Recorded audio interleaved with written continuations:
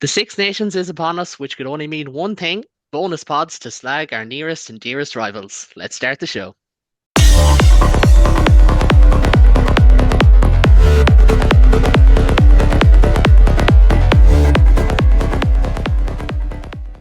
Hello and welcome to the latest episode of the Inch Pro Show, your home for all things Irish rugby from across the professional and amateur men's and women's game. Joining me tonight is a very newly assembled panel, as you can see. Coming in the blue corner, back with us the second time this week, unlike the rest of the lads, David is with us. David, thank you very much. And also moving across the global game line sphere is Women's Rugby Treehouse co-presenter. I think co-presenter is fair enough. Yeah. I don't know how it works, to be honest. Hattie is with us. Hattie, I'll bring you in first of all. It's great to have you on. It's great to merge two podcasts together, even though I didn't realize you'd be going for 2.5 hours during the week, so you must be a little bit exhausted.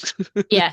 Women's Rugby Cheat House, Yap City. We did go on significantly longer than we expected. I apologise for anybody who has watched that. Yeah, I, it's I, I rather may have long. I may have skipped to the Irish section. I'll hold my hand up. I may have skipped to the Irish Fair section, enough. Fair you enough. know. Yeah. And I did enjoy it, so that's all we need. And we also have an extra voice for this week and a monster voice to make up for everything else. Sorry, had to be done.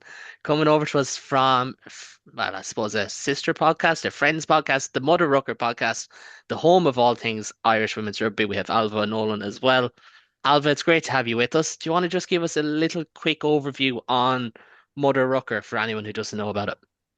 Absolutely. So we started Mother Rucker about this time last year. We're episode 19 in. So we covered the Women's Six Nations last year into the Rugby World Cup. So great year to start it. And we're back around the Women's Six Nations. And it's just covering just the Irish women's team. So any of their squad announcements and then sort of some game coverage as well. Yeah, well, it's great stuff. I know you have Chloe Pierce on there. You'll have special guests, and of course, friend of myself and David's, Keenan Willor, is there as well to add some provincial barbs. I think is what we call it. But He's the across token male. look, we won't get into that. But across tonight's show, we've got loads to discuss. Of course, obviously, the Women's Six Nations is on our doorstep. We have team sheets. We'll go through all of that. We'll go through the Ireland squad, the Ireland England game. We have the excitement about it all as well. Hard to believe it's 6 months since the World Cup came to a conclusion. Time has absolutely flown by, but also means that we have the Red Sea parting. We've got new avenues opening up. We've got new stadia. We'll get onto that in just a minute. But David, I will let you finally open your mouth and get a little bit of a word in here. The Women's Six Nations, as I said, starts in less than 48 hours. How excited are you for this year's edition? Yeah, it's pretty phenomenal. I can't wait. I've got my tickets for the Scotland game. I'm hoping to get it to at least either Galway or Belfast as well. It's really exciting. It can be a thing of you forget until team sheets come out exactly, um, what we're dealing with, and then that came out, and I was like going through like 1 to 15. I was like, oh man, we got a really good team this year. This is looking really really positive, and yeah, it's really easy to get excited when the team looks like that. It's been a struggle at times for Irish women's rugby for a variety of reasons. And it's just really good to see some of the good work that's been put in over the last few years come to fruition, and some of the players who've been like threatening to break out, like ready to go now. And yeah, no, that team just it's such an exciting team to come out. I actually used to work with Erin King's uncle, so we were chatting about it a while back. It's just such a cool thing to see what she's gone through with her injury to come back and now captain the team, and then yeah, just to see like that centre pairing. Me, I've got a soft spot for centres, and to see Eve Higgins and Aoife Dalton line up there, it's just yeah, I can't wait. It's going to be a hell of a tournament, hopefully. Yeah, it is absolutely finely poised, but not only here, but also over in the UK. And as we said, the World Cup in England was a phenomenal success. Hattie, I know you made it to a couple of games. Yeah. How is the perception over there right now? Because obviously we have England, we have the Red Roses, we get onto Mm. them a little bit later on, but we also have like Scotland are going to Murrayfield for the first time. We got things like this, the Principality this weekend, which we'll go on to in a minute. It feels like the game is in such an upward trajectory and everyone is ready to grab on. Yeah, I definitely say it has blown up a lot. I live in England, but I'm a Wales fan. I would say that actual like PWR games, the regular season tickets, I believe, at almost every club has gone up. General attendance has gone up. Um, I think one of the things I find really interesting is that so I'm a Loughborough Lightning season ticket holder, which is up in Northampton, and there are teenage boys going to games. Which, you'd expect teenage girls, you'd expect kids being dragged along, you would expect, women my age, whatever. But to have just like groups of teenage boys because they're out and it's a Saturday or a Sunday and they want something to watch, I think that's really cool. So to see things like that happening, I think it kind of shows that there is some real change. Also media wise, it's everywhere. I know that the Telegraph, they had their like an input. Whereas usually you get nothing for the Women's Six Nations, whereas this time, there's a whole feature kind of midweek. So it's really, really exciting to see. And things have massively changed since the World Cup.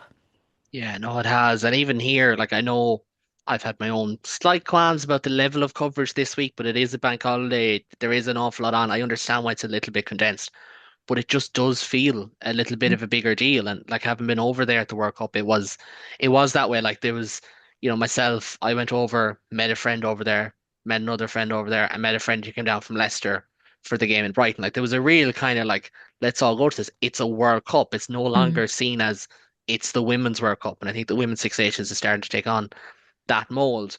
But Alva, like, it's funny because I was having this conversation with someone earlier, and David kind of alluded to it there. This is probably one of the deepest Ireland squads we've had in a long time. And like some of these names won't be known to everyone, but like of the players not included, Sive McGrath, Sam Monaghan, Jane Clossie, Del McMahon, Aoibhinn Riley, Katrina Finn, Enya Breen, Emily Costigan, Chisholm Aguero. And that's before you get into your Maeve Ogues and your Leah Tarpies and your stars at the interprovincial level. Like it's so deep the game in Ireland right now. And like go back 5 years ago and we would have discussed it at the time. It felt like we'd never get out of the pit. And now it's like, well, it's our turn to be up there alongside England and France. It's incredible. Yeah, like there's been an incredible turnaround, and I think much of it has been under Scott Beam. I was looking back at some stats recently. I think 2023 might have been the year that we got the wooden spoon, no wins at all. Absolute rock bottom. When we thought we'd been at rock bottom already, we dropped a little bit further. Um, I think the coach before Scott Beam and Greg McWilliams had 27 new caps across 18 months, where he was throwing players on the pitch. Players were walking away from the IRFU. Players were protesting and being excluded. It was an absolute shambles. The IRFU went and changed across the board. So many more women in pivotal roles, women on the board. And then Scott Beeman comes in. And what we've seen is a turnaround that honestly, if you told me 3 years ago this was going to happen, I would have told you absolutely not, not a hope. Looking back at some stats from 2023, going into the Six Nations across a squad of 23 in one of the games, I think it was our opening game, we had 212 caps across the 23. That's an average of 6.6 caps per player, which is nothing. Our highest cap player at the time was Linda Dugang with 27.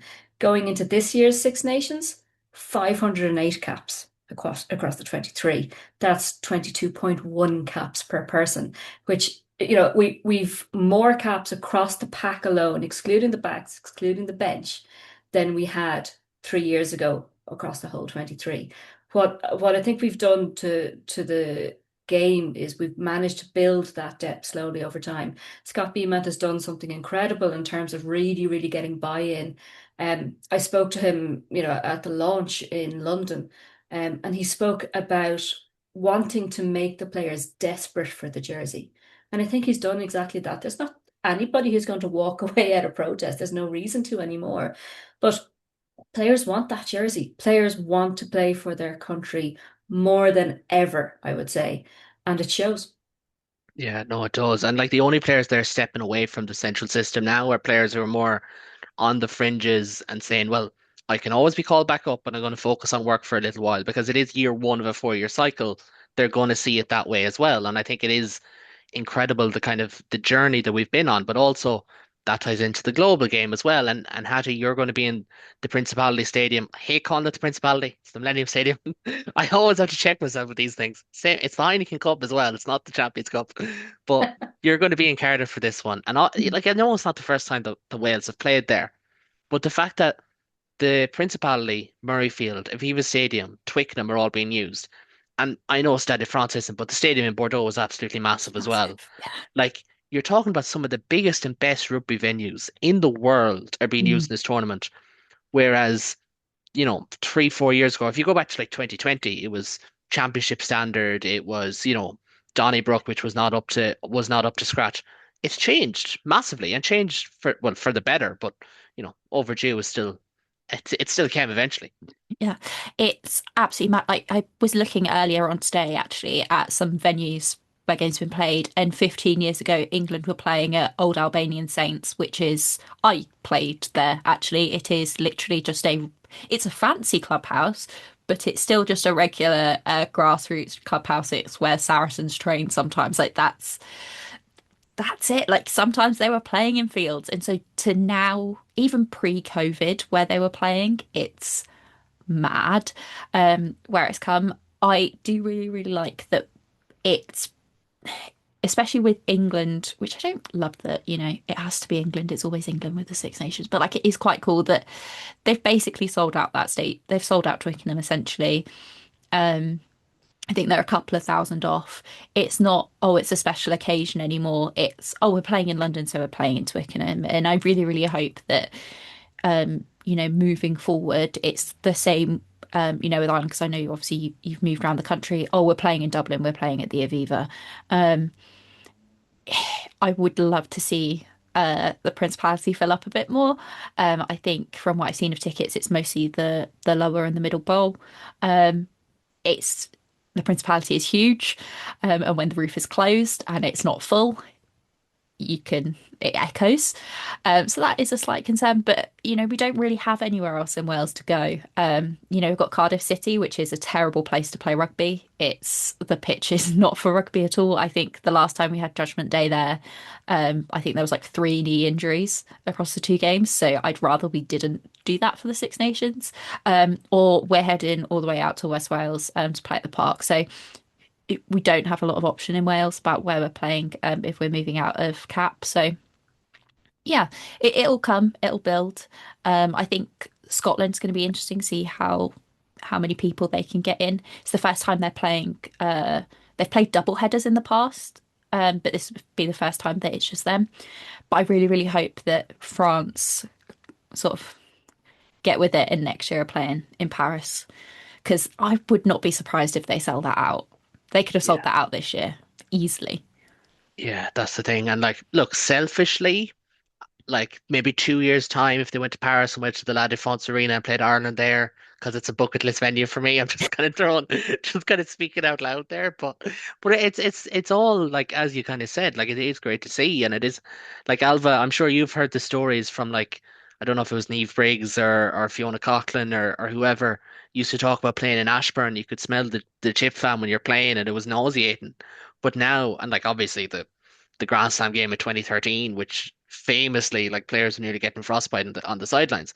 But now you transform over to now, and like we're actually having the conversation now of like, geez, it'd be great if we got more people into the game in Belfast, not anything else. And that's still Ravenhill. That's still an unbelievable, like a fortress, a hallowed ground of Irish rugby. So like it just shows how much it has changed, but also it shows how much the fan appetite has grown as well. That people are like ticket sales for the Dexcom is really, really good. Like people are really like buying into it as well. Yeah, I remember those days in Ashburn all too well. And the floodlights going out, and no slight to Ashburn. It was fabulous venue for what it was at the time. The club looked after everybody very well, but like that, it was just it wasn't where the game really wanted to be. We wanted to grow it so much more. And we moved into Energia Park or Donnybrook, which was again another step up for the game and great. But we are in a new era of the game entirely. Looking at the Aviva, there are nearly 17,000 tickets. Little birdies tell me that usually about 50% of the tickets are sold within the Six Nations competition. So, that alone at 17,000 is almost double our previous record, which is down in Musgrave Park, 9,000-ish against England. So, in the space of 1 year to nearly double your ticket sales is unheard of. The Dexcom I'm hearing in Galway is almost sold out. We weren't talking about that 5, 6 years ago. It just wasn't realistic. It was get to the match. We'd love people to come to the match. We'd love buses of kids to come to the match to fill out the stadium a little bit. Now we're talking about a cacophony of noise and a big stadium. No, we're not going to fill the stadium, but we're on that journey. We're looking at what England are doing. And I think, Hattie, very much Wales are looking at that journey too. Wales are very much on the rebuild 1 year in with Sean Lynn. Things are on the up and up, and they will continue hopefully on the up and up and build with it as well. And I think, yeah, I'd hope that, no team is left behind. Italy doing well, France arguably could market their game probably a little bit better. But I think, the world is women's rugby's oyster at the moment, and it's fabulous to see. Yeah, no, absolutely. And David, like we've spoken so much about representation on this podcast. And I think one of the issues with the games in Donnybrook was like you're going up to Dublin again. Why can't this game be played in? I know the qualms around here used to always be like Dubarry Park, for instance, Musgrave Park. They eventually got their games 2 years later, and after COVID, from 2022 onwards or 2023 onwards, they started getting games. But the fact that it is going around is kind of what helps grow that as well. And we've spoken about this so many times. Like you can have the World Cup, that's a moment in time, that's done. It's how you build on it. And bringing it to the cities, bringing a first test match to Galway in, I think it's like nearly 25 years since there was a test match in Galway. That's obviously going to bring buy-in because you've got Bevan Parsons, Anna McGann, and a bunch of others who are from the area. So it is a natural kind of progression point, isn't it? Yeah, well, it's like it's such an opportunity with the women's game in that it there's obviously stuff we'd like to emulate in terms of the profile, but there's loads of mistakes in the men's game, like across the board. Some of it's structural, some of it's just the nature of the game. We'd love to see games played outside Dublin, but that stadium is constantly sold out too. There's no reason to, I think if Irish rugby has had a criticism, it's that it's been overly Dublin centric, it's been overly Leinster centric. There's no reason to do that with the women's game, particularly when the player base is so much more spread out and when there is the opportunity to build support. Why wouldn't you build it in all four corners? So the fact that we're going out to Galway, it's perfectly timed because they've got this fabulous new stadium. I don't know if everyone's been to the Dexcom, but it's class. Like it's one of the better stadiums in Ireland now. Hopefully we can get close to selling it out. Bring it over to Belfast. Like it just gives the opportunity to build a much broader fan base. And there's loads of people in Ireland who aren't in Dublin, so there's no reason not to build there. When it comes to the club game, like the opportunities there, England have done such, again, not to constantly compliment them, but they've done such a great thing building the club game there. It'd be great. Like that's obviously, hopefully, the next step would be to have club competition like that for Ireland. And if we could get maybe involved, maybe there's a Celtic League, maybe something could be worked there. But like, I think there's so many opportunities to make the women's game better, like a more functional, more sensible, a more sustainable system than the men's game, because the men's game has so many problems on that front. I think we can not make those mistakes again and like in the process build really strong fan bases in all four corners of Ireland. I think it just makes complete sense. And looking at the ticket sales, I checked there as well. The Clan stand is already sold out for the Ireland Italy game. There's still tickets going in the other stands, but that's the main bulk of the stand in Galway, and it's already sold out. So I'm sure Belfast will sell similarly well. It makes sense to do, and it's the right thing to do because yeah, when you've got players like Bevan Parsons, why wouldn't you reward the place that she's from? That's how you build more support there. That's how you get more players coming out of there. And yeah, I think it would be great if we could have proper player streams coming from all four provinces, because definitely the one place that the two codes don't differ is there's such a draw on players. Like there's like from every other sport in the country wants our best athletes. And if we want the best female athletes in the country to be playing rugby, then we should be playing rugby in all four corners of Ireland. And so far, like that seems to be, what we're aiming to do, and that's great.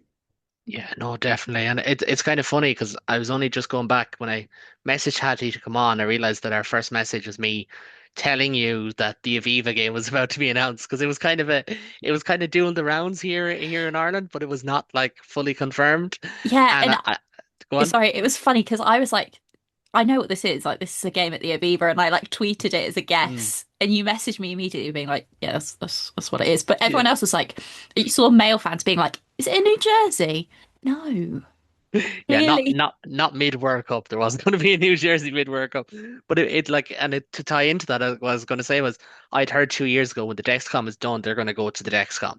Do you know, it was always like, and it's the fact that we've gone from a position where nothing felt planned to everything feels 2, 3 steps ahead. I think it is testament to not just the IRFU, but the people they brought in, and even small things. And we'll get onto it probably in a minute because she's going to win her 50th cap, bringing someone like Cleveland Maloney McDonald back into the fray, having been so villainized. Is that the right word? Like potentially, like just to make steps like that is really important. But we're going to get into the Ireland squad now in just a second. I probably should have had it ready before I started talking because I'm a little bit on delay. But the Ireland squad was named 2 weeks ago, and it is pretty strong. There's now 10 uncapped players in it, two of which set to make their debuts this weekend. For anyone on YouTube, you'll have it up, and on Spotify streams where we do very, very well, you'll see it there. Just to run through, it's Niamh O'Dowd, Elena Perry, Eilish Cahill, Niamh Jones, Cleena Maloney MacDonald, Beth Buttimer, Linda Dewgang, Sive McGrath, Sophie Barrett. Sam Monaghan, Dorothy Wall, Aoibhinn McGrath, Ruth Campbell, Jane Clossie, Brittany Hogan, Fiona Chute, Aaron King, the Ireland captain, Ailish Quinn, Aoife Wafer, Grace Moore, and Jemima Adams Verling in the forwards, with Aoibhinn Riley, geez, I should know that name of all of them, Aoibhinn Riley, Emily Lane, and Katie Whelan as the scrum halves, Katie Whelan and Lake Call-up. Dan O'Brien, Katrina Finn as the out halves, Anna McGann, Lana McInerney, Bevan Parsons, Vicky Elms Kinlan, and Robin O'Connor are the wings. Eve Higgins, Enya Breen, Aoife Dalton, Nancy McGillivray are the centres, and Stacey Flood and Neve Gallagher as the full backs. And I suppose, Alva, I'll start with yourself because you probably have the most comprehensive research done so far. Although I know Hattie's spreadsheet was actually quite phenomenal, and I do recommend checking that out on the Glow Again channel. But 10 new caps in an Ireland squad in a Six Nations. I'm not saying we're in the Matrix, but this is not something we'd ever be saying in January or February, that's for sure. No, I think, like I kind of spoke about earlier, new caps in the past were, okay, well, we've lost this experience, we've lost that experience. Who's next in line? Now it's we have the experience and we're building in that depth. I'm really, really happy to see like the likes of Eilish Cahill. Eilish Cahill has been, brilliant with Munster. Had a bit of an injury with Bowes during the year with AIL, but came back from it strong as ever. Last year she scored the winning penalty for UL Bowes in the Aviva.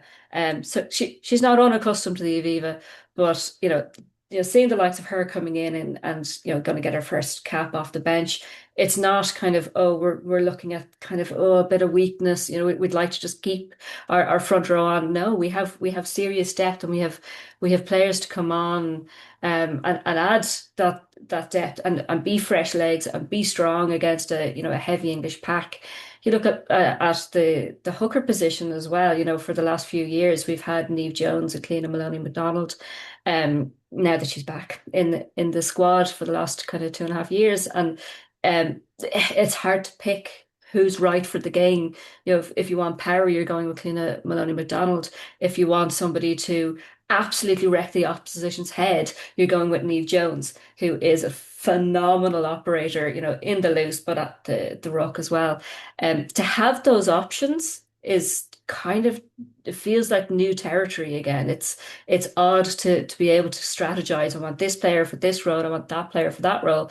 Our back row is just incredible. Like, good luck to anybody coming up in the game and hoping to get a cap at back row, because the competition there is absolutely phenomenal. Aaron King, our captain, only has 7 caps in 15s.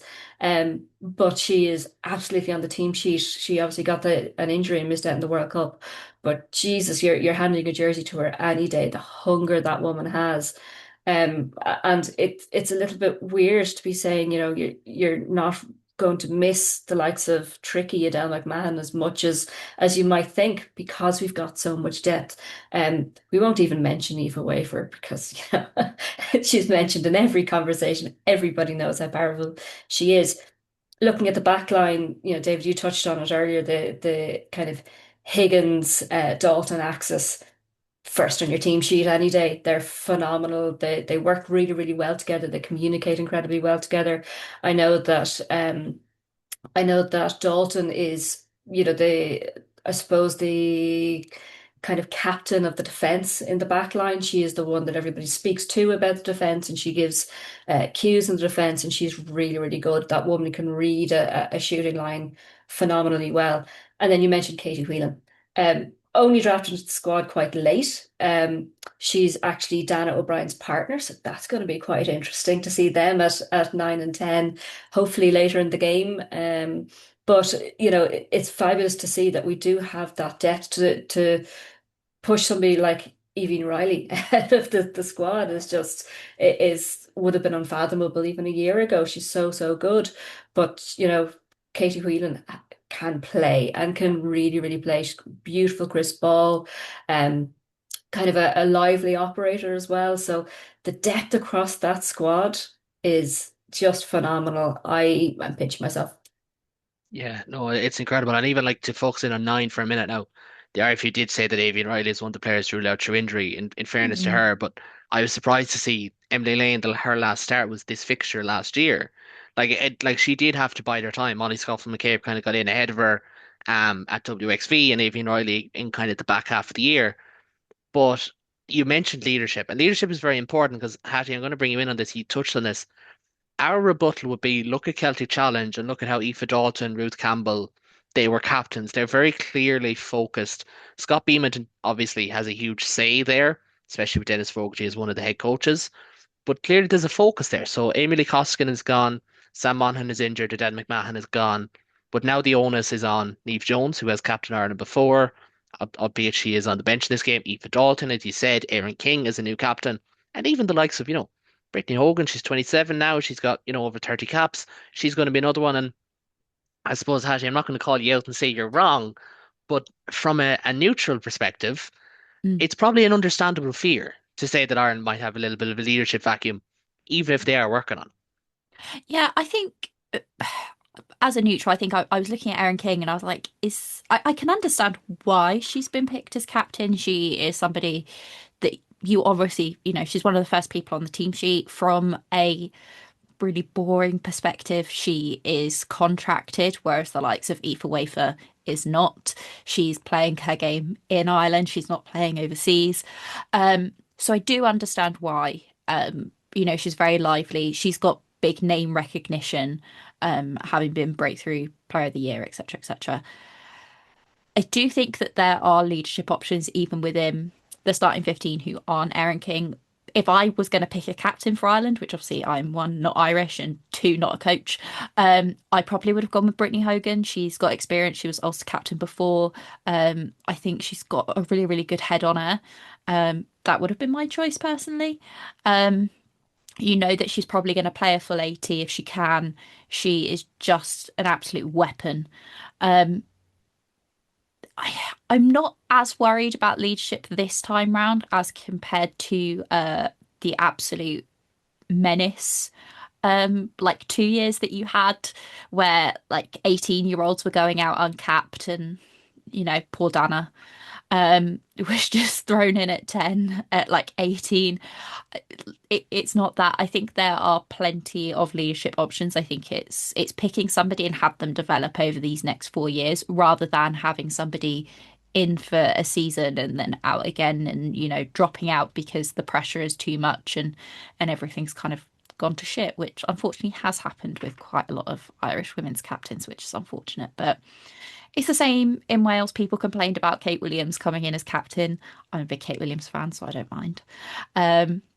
But yeah, I think it is an interesting choice, especially with 7 caps. That's a lot of pressure to put on someone. But she has got other people behind her, hopefully, to back her up.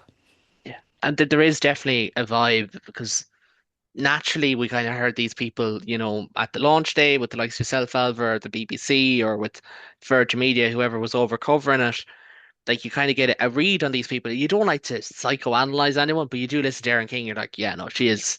There's a sharp head on those shoulders. Like in fairness to her, I know she is only 22, but you can see what Scott Beeman sees as well. And like, I think Ailbhe, I don't know if you made the point or Chloe or Keen on the podcast of like that tap and go in the WXV game against New Zealand that time.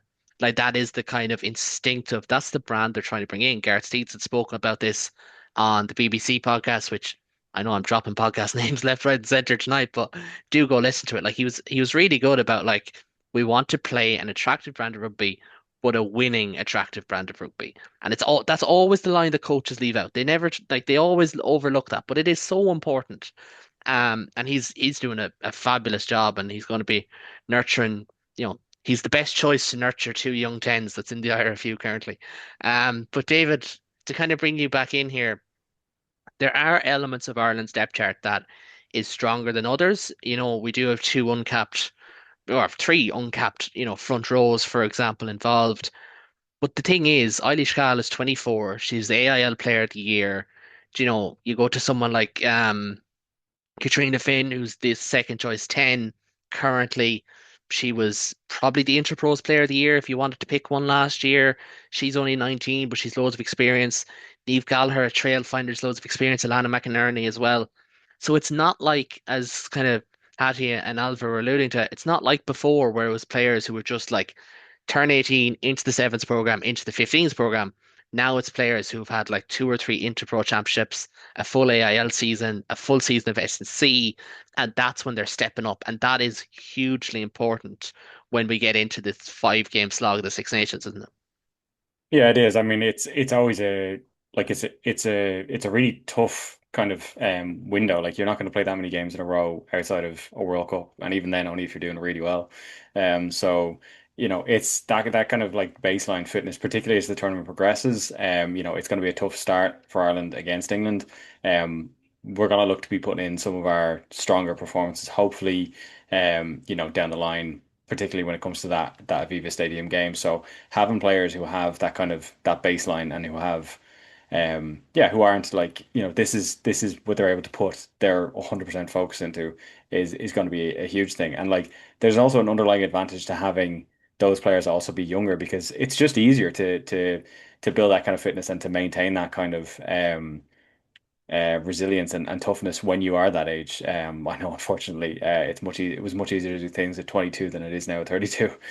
So like the fact that we have players that age who already not only have the age advantage, but then also have that level of fitness and that level of experience and have played the games and have played the games at that level. The fact that the standard below international level has been brought up is only going to be a huge advantage, and it means that the jump up isn't as much of a jump.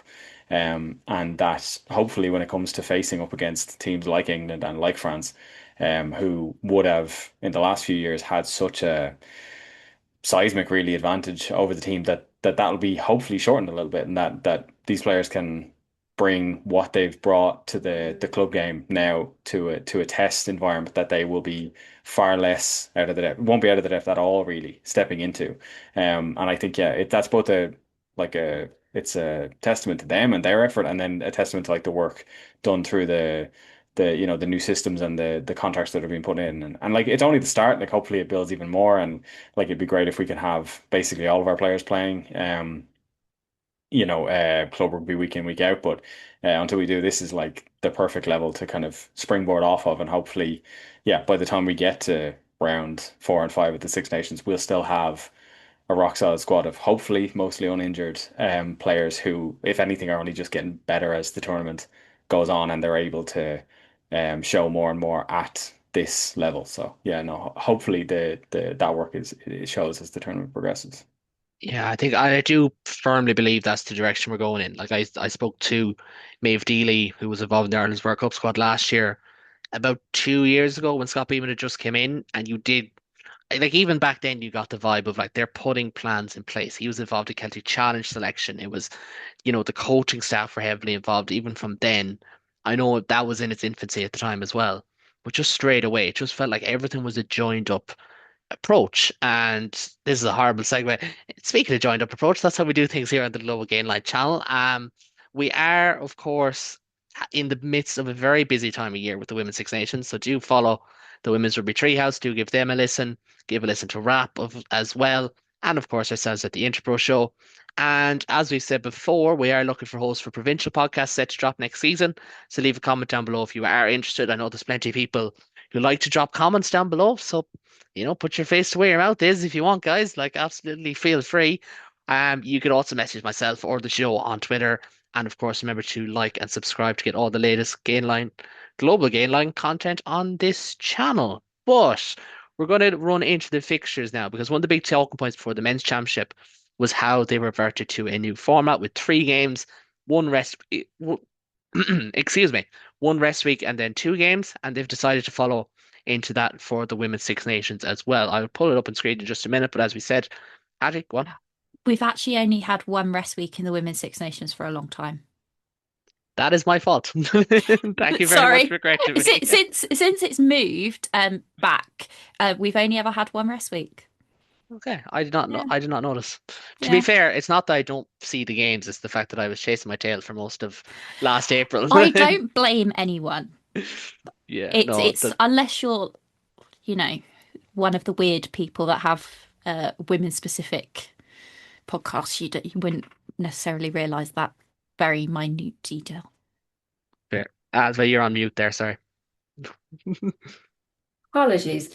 Interesting thing for this year, though, is that, correct me if I'm wrong here, Hattie, all of the games are always on a Saturday. So we have Apart Super from the Saturday. final week, which they're all on Yes. Sunday. Yes, but we have Super Saturday, Super Saturday, Super Saturday, like, And Super Sunday. yes! Oh, hook it to I my hate veins. it. I love it. Get the kids out of the house. But My day.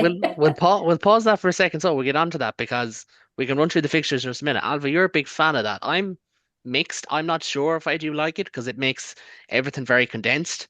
Why are you in favor of 4 Super Saturdays and 1 Super Sunday? Super Sunday is different, in fairness. Probably more so because I have kids. And trying to take over the telly 2 days in a row, very difficult. So yeah, hoof them out, go to soft play, and I get to watch rugby. Yeah, brilliant. That's a fair shout. Hattie, on your side of the coin, what's your take on it?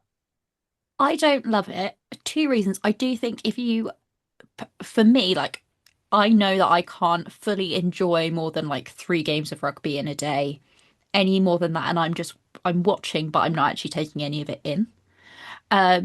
But also I think it's a hard sell to have 3 games in one day to a casual viewer. I think if you've got somebody who's like, oh, I'll put the rugby on because it's an international, 3 games in one day is a lot. That's a good point. I also don't particularly love it as somebody who like travels to games as well. Like, I know that, oh, I'm going to miss this game. And, if it was 2 games on one day, oh, I might miss that game because I'm traveling to X place and I'll catch up when I get back. Actually, if there's 3 games in one day, I'm going to have to catch up on 2 games and watch them, not watch them live. I don't love it. Yeah, no, that last point is probably the one that I'd focus on because, like, take the first home game against Italy.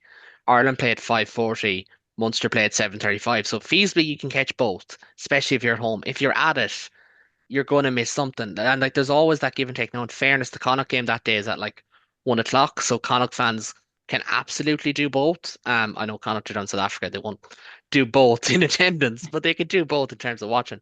And similarly for Ireland and Wales, there's just that like it's not a lack of joined up thinking. It's not that, but it is just the fact of like when we're trying to get as many eyeballs onto these games, because obviously in Ireland they are free to air. They have been free to air for the last 4 or 5 years in terms of the whole tournament itself. I think since 2022. So it's trying to get as many eyeballs onto it as is possible. But I will throw over the Irish fixtures now in just a second, which of course starts with this weekend's clash against England. And as I said, it is on to Galway then a week later to take on Italy. From there, France in the Stade Marcel Michelin in Clermont, another hallowed venue to be playing at. the Affidea Stadium or Ravenhill for Ireland against Wales. That's on the 9th of May after the solo gap week. I really do feel like a fool for getting that one wrong, to be honest, but it's better to learn. And then Super Sunday, Ireland against Scotland, Aviva Stadium, 2:30. Tickets are on sale. Please do get you in your droves. David, in terms of the lay of the land, it's hard to know what this brings up. Obviously the players would say we're excited to go to England first and Twickenham and 75,000 and all that, but it's tricky. And then you've got, France 2 weeks later. It is a tricky outlay, and we know that Six Nations is all about momentum, and it is very important. Like, do Ireland lose to Scotland last year if they didn't pick up a heap of injuries in their 2 games before that? Probably not. That's part of this tournament. Yeah, it's a factor. It's a tough one to know because, like, yeah, the encounter could be bruising and that could take its toll. Hopefully, what we talked about before with the conditioning and the kind of the baseline built up, that'll, fingers crossed, be less of an issue. I think, going into this England game, it's going to be hard, and it's hard to envision any result other than an England victory. If that's the case, then I think it's if we look back on it on the tournament when it's done, the stronger you, I think a strong finish can make up for that in a way that like even a strong beginning doesn't really have the same feel. Like it's a weird one. Like trying to think of other tournaments where this has happened. Like even at the last, like it's the I feel like the ending of a tournament can really it's what leaves the taste in your mouth. And if we finish strong, I think that'll end up being um kind of hopefully a remedy if the start goes a little bit rougher. I do think it's kind of almost if you're going to lose a game, it's kind of better to lose a game you're probably going to lose anyway. I think the England game could be it'll be a really interesting one to see where we are. I think I know where we hope we are, and I know where I hope we are. And I fully back the players to give a really good account of themselves. But I think if we can finish strong, particularly if we finish strong in Ireland, in the Aviva with a big crowd, I think that'll be a really good way for Ireland to finish the tournament. So yeah, no, I think there's a lot to be said for, and like obviously that's predicated on us still having the core squad, um, relatively un uninjured at that stage and being able to finish strong and ideally finish with a win. So it is contingent on that. And if that doesn't happen, particularly if because we've lost players over the tournament, that'll be a major source of frustration. But I think the opportunity is there to kind of build as the tournament goes on. England is going to be a tough start. Then we have, Italy hopefully should be able to get something there. And then France obviously very tough away again. But then to finish with the two home games in Belfast and Dublin, I think ideally we should be targeting 2 wins out of those games. And if that's how we finish the tournament, I think that's a really nice way to finish it out. So yeah, I think the structure could actually go in our favor a little bit. Yeah, no, absolutely. And I suppose, Alva, to kind of bring you back in, this is where, the lay of the land could become very important because if you're talking about selling tickets, there is a chance. And look, you have to go back to 2003 for the last time that, France lost at home to a team not named England in the Six Nations. But if Ireland do go to Claremont and they win, and they've shown to themselves that they can go 80 minutes with France, and a loophole in the laws that I don't agree with is the reason we didn't get a second bite of the cherry or third or fourth in the 80th minute last time out in Sandy Park. But if they can win that, you could potentially be looking at 3 wins in the bounce. Okay, it would be the most outside of outside chances to potentially win a title on the final day. But the buzz that would be coming in then automatically. If you have that, if you do have those 3 wins reeled off coming into Scotland and Lansdowne Road, it would be huge. And it would be like one of the only things that rugby fans in Ireland would be talking about in that given week. I know it's the week before the Heineken Cup final, and that famously has not gone well for one particular quadrant of this podcast. Sorry, Dave, but like it could be a massive moment if they do turn over France. But then there's also the element, are we getting ahead of ourselves? It's kind of tricky to know, isn't it? Yeah, look, like the single greatest marketing tool for sport is success. Success breeds success. Success pulls in your crowds, but I think probably less so in the women's game. I think good atmosphere, good competition is the best draw as well for a women's game. Um, we've been knocking on the door of France for the last 2 years.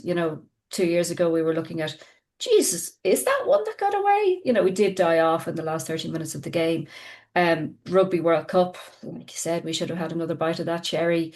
And I think we would have turned them over at that point. And it was the semi-final that wasn't to be. Um, but I think, even looking at the English side, we got nilled by them in 21, in 22, in 23. In 24, okay, we put 10 points against them. One was a penalty try, and we shipped 88 points in their direction. So not particularly a competition. Last year, we opened the scoring 5 minutes in, Amy Costigan scoring an absolute worldie off a boot from Dana. Gave us a bit of hope. We still shipped 49 points then in England's direction. But I think this year we're going to see more fight against England. We're going to see us actually having the ability to score. England aren't at their full strength. Abby Dow, Emily Scarrett retired. Tatiana Hurd is out with foot injury. Zoe Stratford, Abby Ward, Lark Aitken-Davies, Rosie Galligan, all very well planned pregnancies and the best of luck to them. But that's a lot of people missing.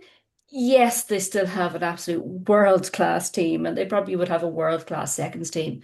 But I think we could come out of the blocks and just give them a run for their money. My favorite thing for Scott Beeman ever to say is, I just want you to take shots. He keeps talking about taking shots. And I think it bolsters the team to just go, have a go at them. And I think we will. So I think, we'll have a go at England. I don't think we'll beat them. It wouldn't totally shock me if we beat France, but I think we'll give them a hell of a game if not. And then, yeah, going into those final three games with that big occasion in the Aviva at the end, I don't know. I think it's going to be a great year for Irish rugby. I'm really, really hoping for third again, if not second. It's Yeah, possible. I laid it out in my preview piece during the week, and I just kind of you go through the different permutations, you go through everything. And you're like, well, if they beat France, like, would you take only a 2-win year? It's like kinda like it depends because that means losing one of your home games. You don't want to lose at home. Like Yeah, we've a great record at home, all things considered. Going back to that famous late, was it Amy Lee Costigan try at the very end? No, it wasn't. Someone scored the last minute try. Was it Amy Breen up in Ravenhill in the horrible weather to beat Scotland? And ever since then, it's been Hattie, do you remember? I think No, it was a Any Breen conversion. It was an Any that's Breen all right. yes, kick. it was. Yeah, Yeah. but it And was that was in the same game that Hannah O'Connor had like a penalty from beyond Nearly the halfway. halfway. Yeah. Yeah, yeah, basically from down in Kells. Yeah, it yeah, was a monstrous boo at the ball. But like you don't know. Like they are good at home, and I suppose Hattie, that's kind of part of it from your perspective. Like it's very hard to nail down home advantage in this tournament because even more so than the men's, it is literally there's so little between, say, the four teams, other than the big two historically. From a Welsh perspective, going to Belfast, I'm not going to say scared because that would be incredibly demeaning. No one is scared. Everyone, knows what they can do. But is it now an awful lot more daunting, having seen what Ireland have done in recent years, where should have beaten France there last year, they've beaten Scotland, they beat Australia, they had good wins at home over Wales 2 years ago as well. Is it a little bit more daunting? Um, it's always weird when we play Ireland because when the pendulum swings, it swings massively. So if Wales are in ascendancy, the scoreline is massive. If Ireland are in the ascendancy, the scoreline is massive. It's never a close game. It always feels to be a bit of a blowout. And it sometimes it swings in a direction you're not expecting. I remember the home game 2 years ago where you absolutely destroyed us. Or your home game that you destroyed us. And nobody was expecting it, and everybody was so shocked that it happened. From a Welsh fan's perspective. But then I know that 2 years before that, or a year before that, where we blew you guys away, it was the same. So it's always a very peculiar game. And I have to be honest, with this Welsh team, I don't really know what I'm going to see on Saturday. And until I see what I see on Saturday, I don't know how the rest of the competition's going to go. Um, it it's a really bizarre tournament this year. I think, the French team is quite bizarre. And they have picked a 23 for this weekend that is interesting. I think that Italy could be a dark horse. So I think out of any of recent Six Nations victories or recent Six Nations competitions, if you exclude England from it, I think it's pretty open. So I don't really know what's going to happen when we travel to play you, to be honest. Yeah, and that is, another 4 or 5 weeks away, and it's easy to get caught up. And like there is, and Alpha, you probably notice it more than I do because I'm, heading the stand of URC content for on a daily basis. But there's a growing excitement. It's like this is going to be the year that we really like show to everyone. But obviously, Scotland have reason to be hopeful, Wales have reason to be hopeful, Italy have reason to be hopeful. But of course, we do have a game on Saturday, and I do want to, well, not finish on that. We'll get quick predictions at the very end. But the Ireland team and the England team were named today, and Ireland have included two debutants in Eilish Caolán and Katie Whelan on the bench. But the starting team reads as follows, and for Hattie and Ailbhe, if you haven't tuned in, I am firmly a 15-9, 1-8 team sheet reader. I'm sorry, that's just the way it is. That's how I was brought up, We forgive you. As long as you don't do it with photos like Scotland did today, because that was Oh no. very upsetting to me No, I personally. don't like the Instagram where you have to like swipe 3 times to get the full team. It's like, no, Yeah, That that's bothers Caelan, me. The that's Red too far. Roses did that, and I'm like, where's my team sheet? Yeah. Singular. yeah. I mean, Caelan's Leinster a do it. Munster supporter. They only discovered photos like 2 seasons ago, didn't See, legally, I can't say anything because I know most of the people on that team. Um, but the Ireland team starting at fullback is Stacey Flood with Vicky Ellis-Kinlan and Bavin Parsons on the two wings. As of course we should know, Eve Higgins and Aoife Dalton are the centres. Emily Lane and Dan O'Brien are the halfbacks. I should mention we forgot Emily Lane as being one of the captains as well during the Celtic Challenge. Should probably throw her in there as well. Elena Perry, Cleena Maloney MacDonald and Linda Dugang are the front row. Dorothy Wall and Fiona Chute are in the second row with Brittany Hogan, Erin King, the captain, and Aoife Wafer in the back row. Slight side tangent. Did anyone see an Instagram story today where Aoife Wafer was in a leg brace and think it's so over, or was that because Katrina Finn put up an Instagram story and I was like, no, we're doomed, but I it's saw okay. that she was in like what is usually used as like an MCL brace. And I Mm. was like, why are they showing this picture? Don't show her weakness. I think everybody knows that she's got some dodgy knees. I Sure. think she's held together with duct tape, but it's fine. Yeah, well, aren't we all? She is younger than the rest of us, but they? The still, sign of a good back row, though, to be fair, when they're that's true. And Battering literally, themselves as well as others. now that you yeah. say it, Brittany Hogan had surgery after the World Cup. Erin King missed the World Cup through injury, and Aoife Wafer almost missed the whole World Cup through injury, and Dorothy Wall did. So let's that's the last of bad omens. The bench, smiling assassin Niamh Jones starts it off with Niamh O'Dowd, debutante Eilish Cahill, Ruth Campbell, Grace Moore, debutante in waiting as well, Katie Whelan, Nancy McGillivray, and Anna McGann. Alva, it's a different team to what a lot of us would have expected. Granted, Sam Monaghan and Naoimh Riley injuries were confirmed after, but Vicky Ellens-Kinlan has got the nod over Anna McGann, for instance. Fiona Chute's back in the second row. Obviously there's two debutants in there. Nancy McGillivray gets the nod on the bench as well, which shows how high esteem that they hold her in. It was the same in the World Cup quarter final. What's your overall thoughts on this 23? I think it's a very strong 23. I think there's obvious people that you're going to name in every single team. Straight away get the jersey. Linda Dugang, you're never not giving her that jersey. You're looking at again our centres, Eve Dalton, Eve Higgins, absolutely getting their jerseys. I was secretly hoping that we would see Stacey Flood pushed. Um, with Niamh Gallagher from Trailfinders coming in. Um, she's only 19, but my God, is she performing for Trailfinders? Somebody, all the confidence in the world. I think it could happen throughout this competition. But Stacey Flood is such a good operator. She's really, really good at kind of hitting the line. Great boot herself as well. So, I think that's kind of a sure thing. Cleena Maloney MacDonald, I would have predicted this over Niamh Jones for a variety of reasons. Cleena Maloney MacDonald has a lot of power against a big pack. But also herself and Niamh Jones are both carrying injuries kind of at the start of this year.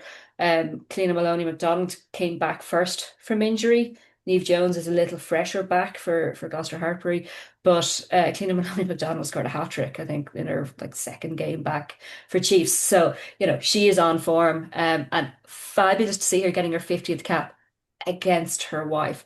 I absolutely love women's sport for all of these relationship stories. Um, then seeing the likes of, Noddy on the bench, absolutely expected. Eilish Cahill, Ruth Campbell, Grace Moore, huge operators, really experienced players to come off the bench. And I think that's probably one of the points that Scott Beeman wants to make, is that we have depth on that bench. We're not hopefully going to tire after 60 minutes. We're going to have fresh legs coming on, just like the kind of bomb squad that England have, and hopefully we can keep going, and until the 80th minute.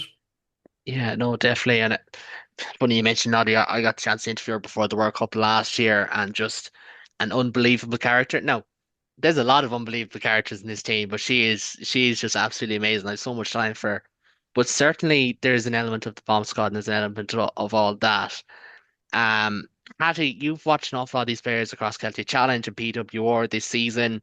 You'll Mhm. have obviously seen, Aoife Wayford running tries for fun, Erin King running tries for fun, you know, Aoife Dalton and Eve Higgins running tries for fun. It's not all about the tries, I just like saying it, but there's a lot of Irish players who are coming in on the back of a pretty good winter campaign, which I think is the most important part of all this. Yeah, definitely.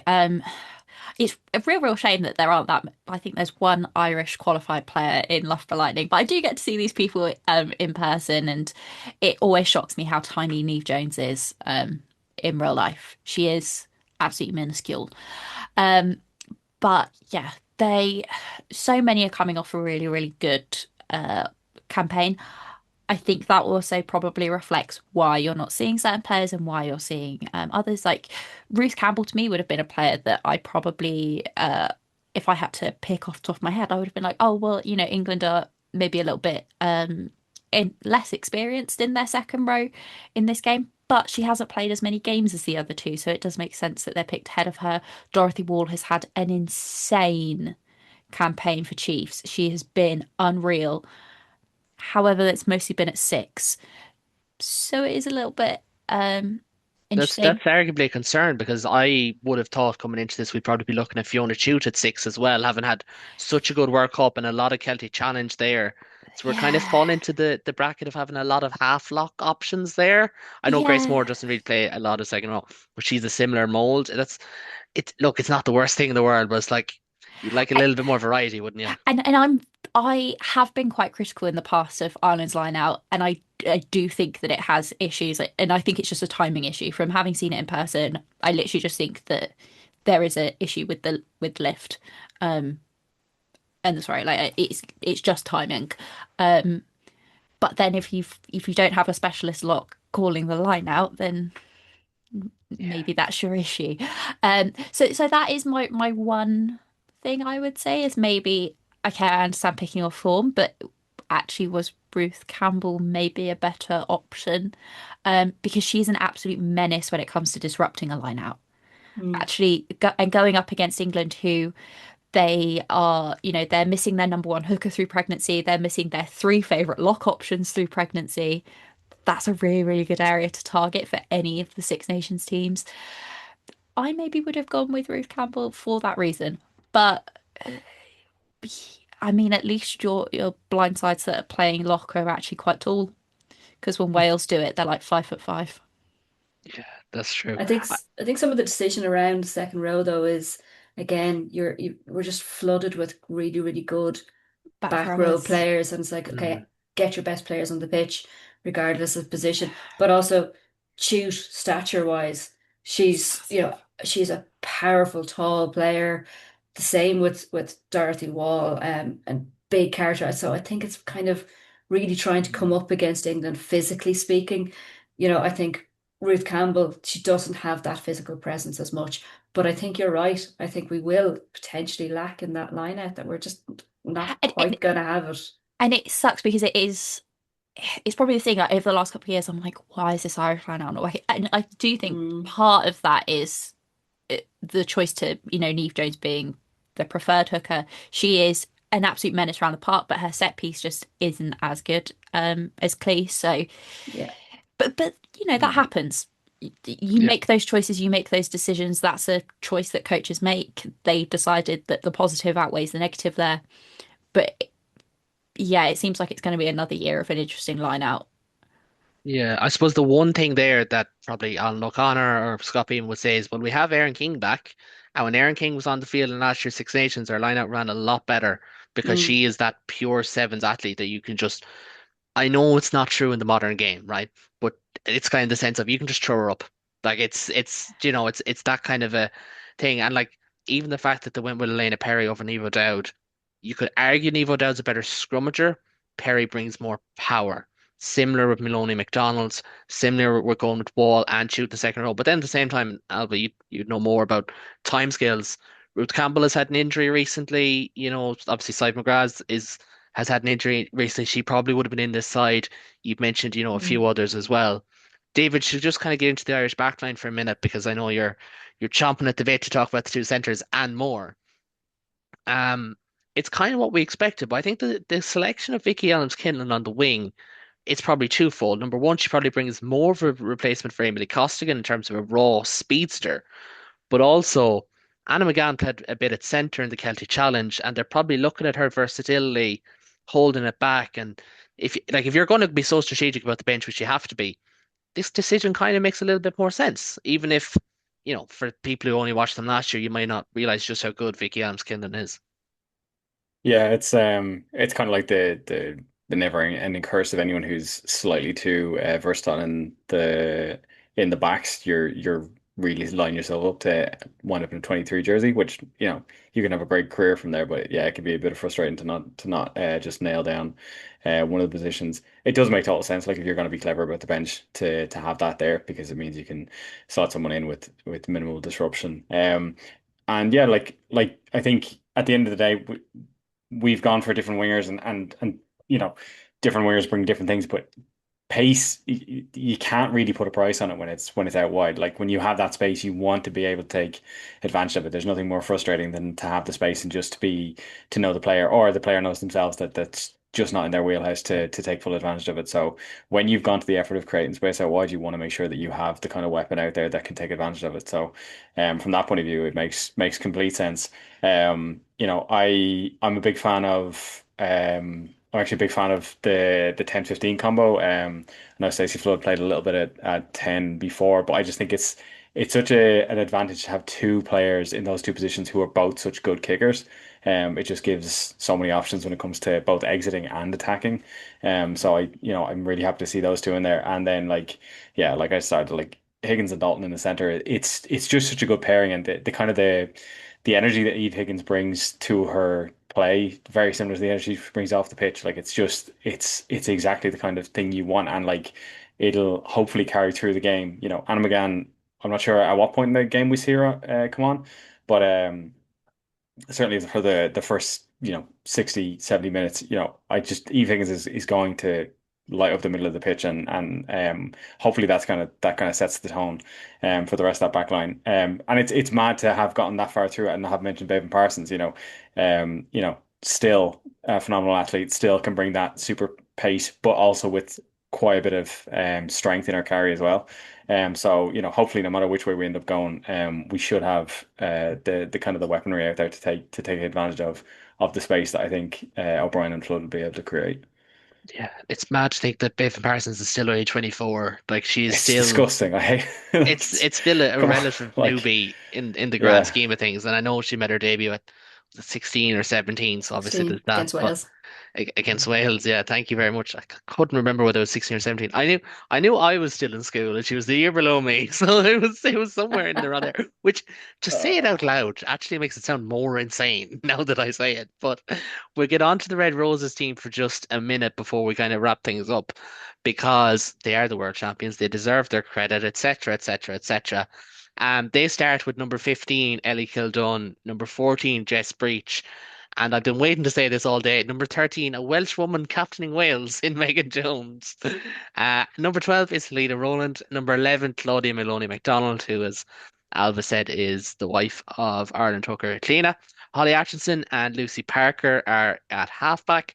Kelsey Clifford, Amy Cockeen, and Sarah Byrne are at the front row. It's Morena Talling and Lily Ives Campion in the second row. Maddie Funati, Sadia Cabea, and Alex Matthews are in the back row with Connie Powell, Mackenzie Carson, Maud Muir, Henley Chichi, Abby Burton, Natasha Hunt, Zoe Harrison, and Emma Singh on the bench. Hattie, I'll turn to you first. You can get your Megan Jones hour out of the way first if you want. You can come on to it at the end. It's still like this is where 15-9 really kills because it's Ellie Kildon and Jess Breach first, and it's a little bit scary. Yeah. I have to be honest though, I wouldn't say, unfortunately, I understand why Claudia's playing. It's a great opportunity for her and her wife. This is great. And to be perfectly honest, you can switch anybody into that, any of the options that England have got into that back line.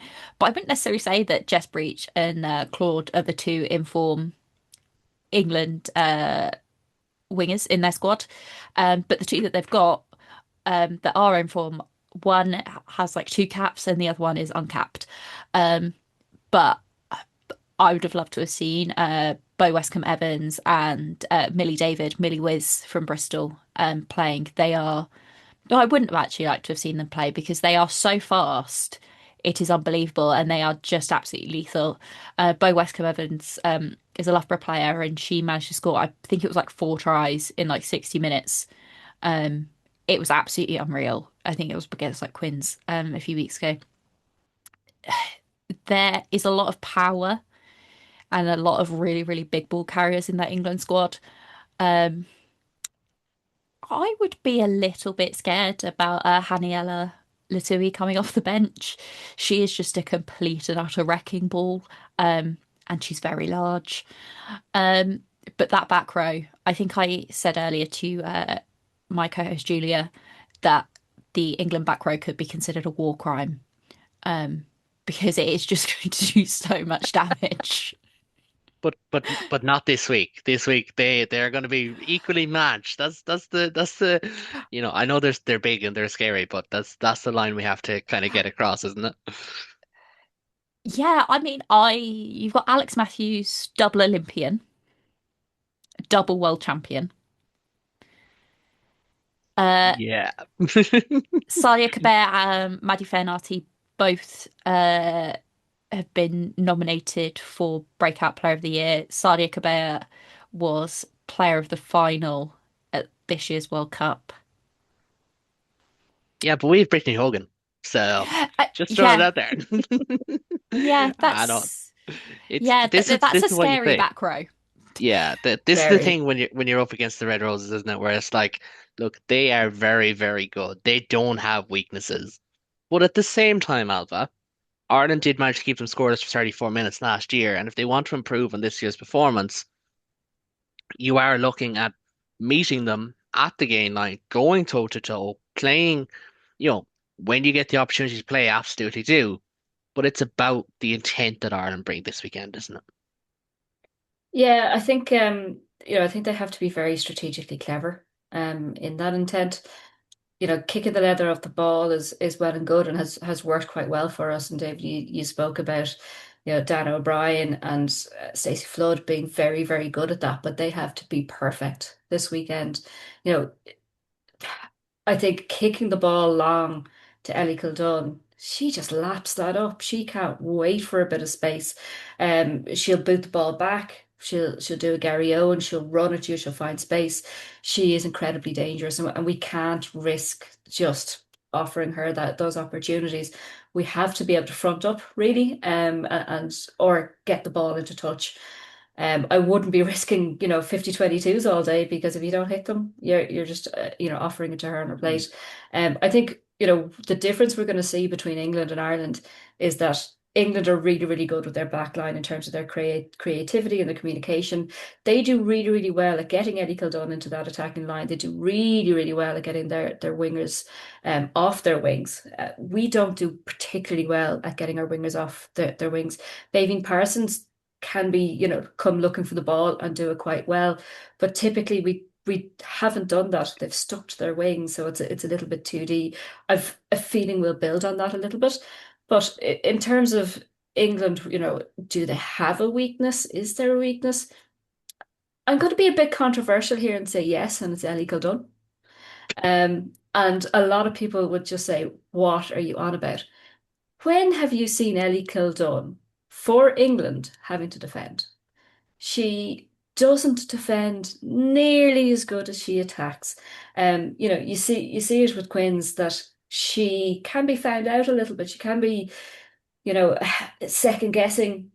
She can miss her tackles. She isn't nearly as good. So I think run at her. I think send our heavy hitters at her. Look for those mismatches. If we get that opportunity, absolutely go for it.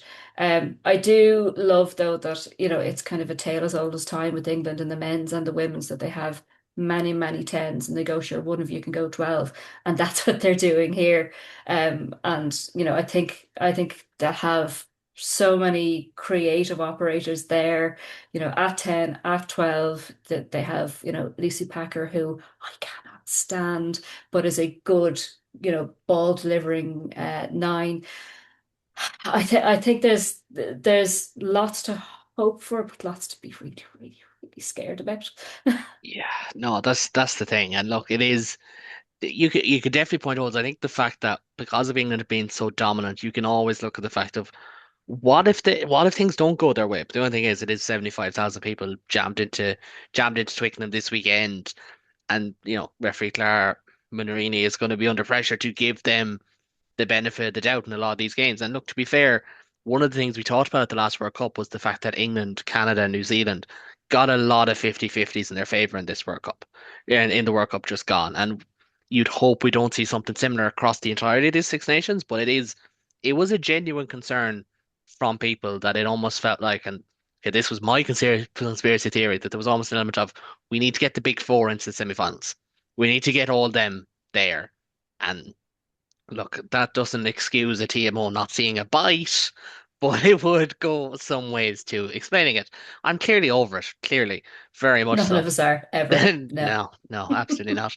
It'll last a long time.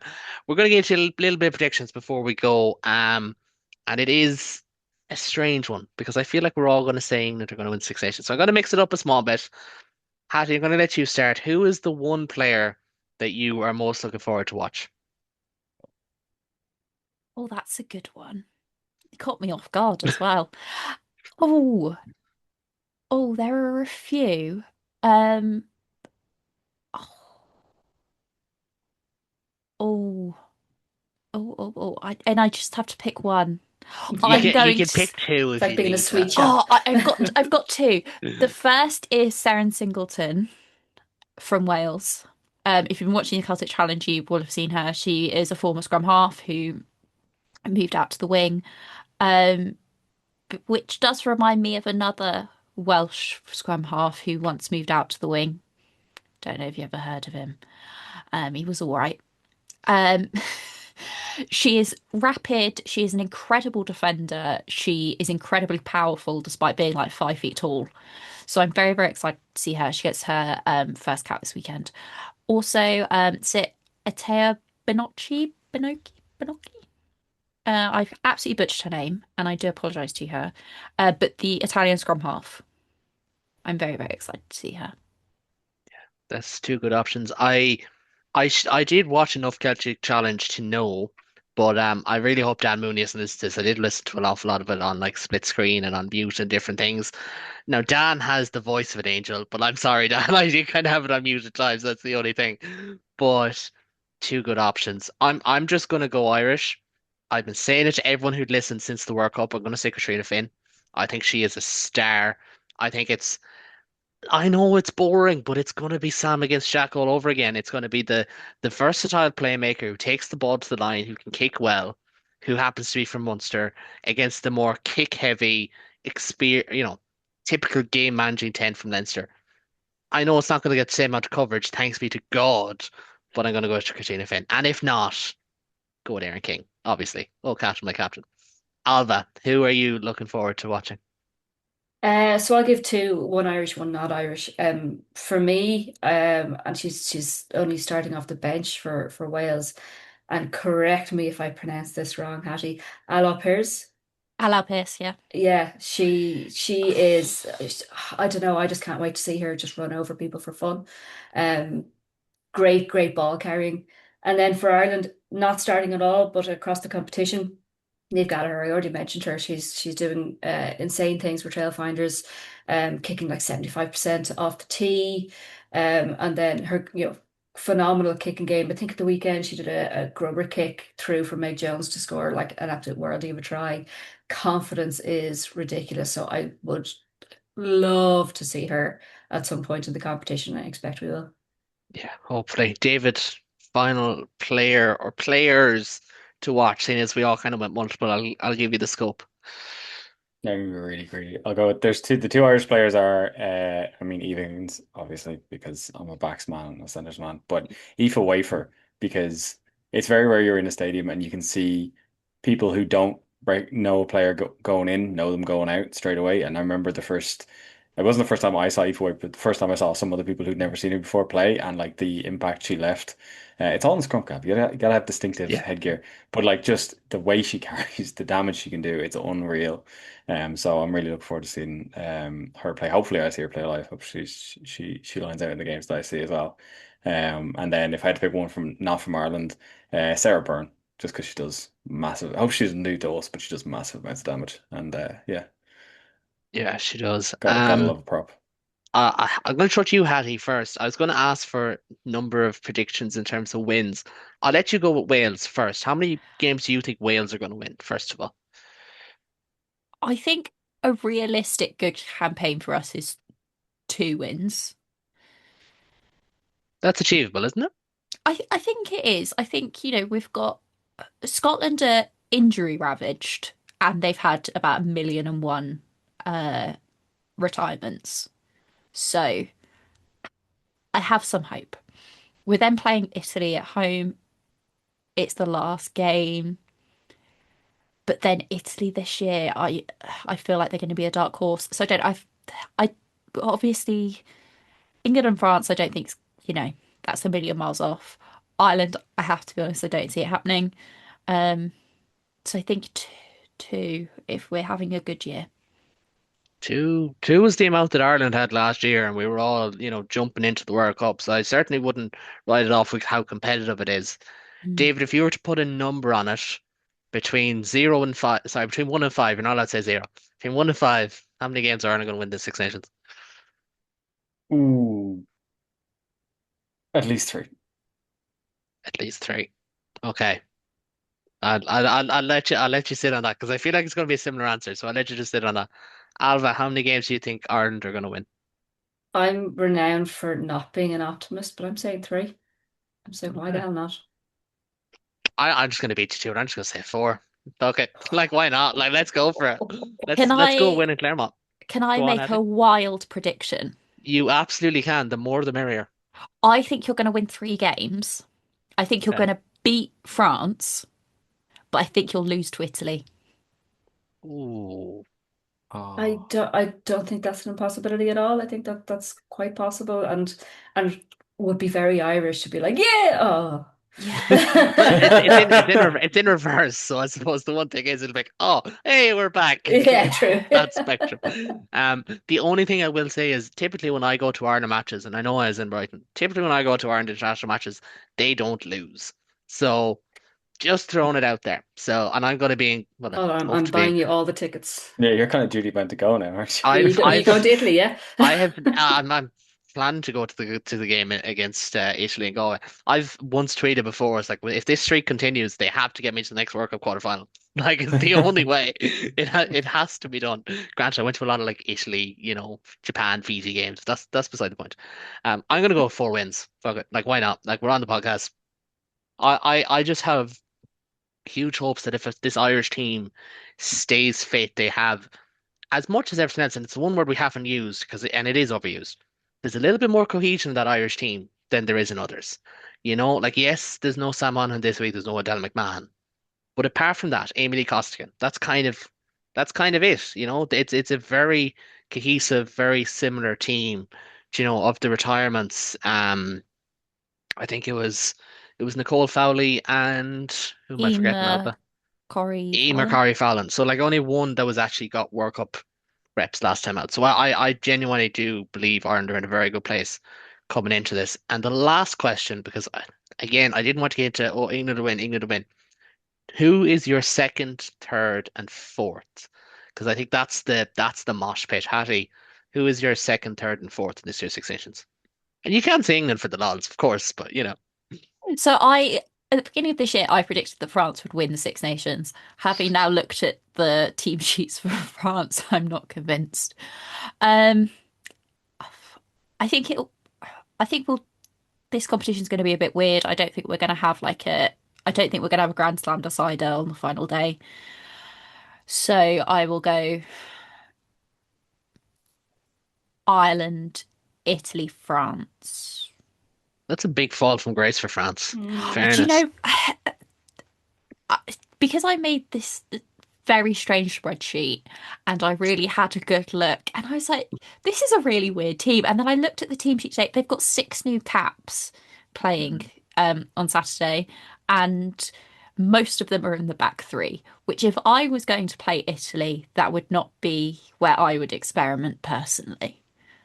Yeah, no, that's And fair. they're It is. paying a lock at 7. Yeah, South Africans do it. The one thing I will say is it's very French that everyone's like, oh, we've got 2 new caps, 3 new caps, 4 new caps, and France go, ha, most. We've got 6. It's the most French thing possible in any scenario. And it'd be very French for them to just absolutely prove me wrong, and it'll be the best squad I've ever seen in my life. But Potentially. yeah, Yeah, no, they it have could go either way. they absolutely can do that as well. And you never know, they may limp into the opening round. I think it did against Ireland last year, where they were off the pace in the opening round, and then it can get a little bit hairy then. Ailbhe, who is your second, third, and fourth this year? For me, it's Ireland, France, and I'm just going to be a bit of an old romantic and say Scotland for the crack. I'd like to see them just go meh and crack one out and just be fabulous, except against us. Naturally, yeah, no, Naturally. absolutely, naturally. We're like, I don't have a ticket yet, but like we're paying to be there, so this is obviously the natural conclusion. David, you're second, third, and fourth in this year's Six Nations. Oh, I hate when this happens. I would say it was Alba. Ireland, France, Scotland. That's my three. I think, yeah, I like obviously contingent on no, I think Ireland has a consistency this year, and I think France might drop one. Hopefully against us. And that should put us in good position. And then yeah, no, I think Scotland will yeah, give it a good I, rattle. But I've already said 4 wins for Ireland, so I have to go Ireland second. yeah. I'll go with France third. And because someone has been hyping up the Italians in this podcast for the last hour and a bit, I'm just going to go with Italy. Because why It's a not? And really good squad. they are a good team. Now, famously, David usually takes up the Italian supporter role, so the fact that he It's true. didn't I'm also also usually enticed me. the massive optimist as well. You completely pip me Yeah. on that one. Yeah, sorry about that, David.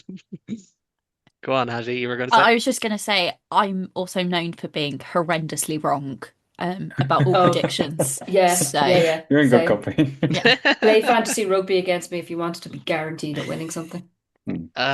You'd be surprised. I You'd actually be went very I surprised. went in a battle of the styles against Keen on the I think we said stats against Vibes, and Vibes did embarrassingly badly when it came to predictions. So yeah, Yeah, Keen I mean Keen won that round. that man loves his stats, but I He think does. yeah, no, it's vibes. Vibes sometimes are off. But thank you very much to everyone for joining me. I'll plug the podcast one last time. Alva's Mother Rucker podcast is out each and every week of the Six Nations for all things Irish rugby. Hattie is one of the brilliant co-hosts of the Women's Rugby Treehouse. I always get confused because it's WRT and I just think Welsh Rugby Twitter. I don't know why. Yeah. It's in my brain. But Mm. for all things Women's Six Nations, you all know who David is. He is our Leinster fan who is patiently waiting for a clash with Sale this Saturday. It's a big Saturday for you, David. Kind Yeah. of forgot to mention that. It's a big Saturday for you, but you'll win. It's fine. And from me, Caolán. So thanks very much to everyone for tuning in. Please do make sure to like, subscribe, and give us your predictions. But until next time, thank you very much, and we'll chat to you very, very soon.